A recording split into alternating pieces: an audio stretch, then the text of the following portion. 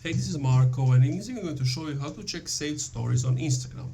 But before I show you how to do that, subscribe to the channel, it helps me out a lot. So basically what you want to do is open up your Instagram, and from there open the camera.